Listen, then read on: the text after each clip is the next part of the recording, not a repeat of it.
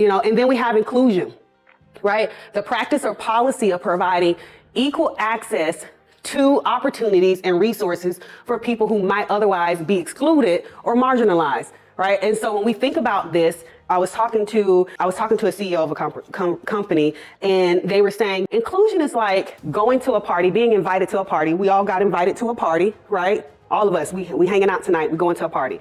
But you get to the party and now you vegan. They don't have no vegan option. Or the music is straight in Spanish. Well, as much as I love, I don't understand what y'all talking about, right? It's one thing to be invited to the party. It's another to whoever the party planner was saying, okay, who's going to be here? Because we want to make sure that when they get here to the party, they can participate, right? And so a lot of times we invite people because somebody said, hey, let's have a diversity, equity, inclusion board, right? And it's their side part-time job, right? They're really in HR or they're a committee, and they doing something else. That's their real job is something else. But I'm gonna volunteer on this D&I committee, and nobody thought, hey, we might need some vegan options.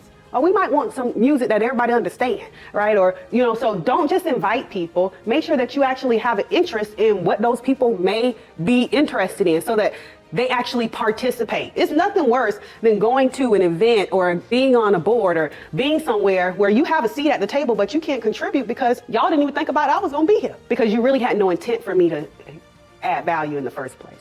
So when we think about diversity, equity, and inclusion, I want you to start to think about in your organizations, okay, in your own life, in your role, how can I make sure that I bring a varying perspective to the table, right? How do I remove barriers that shouldn't be there in the first place? And then how do I account for people, right? And make sure that they have a voice, that I have intent when I'm serving those individuals.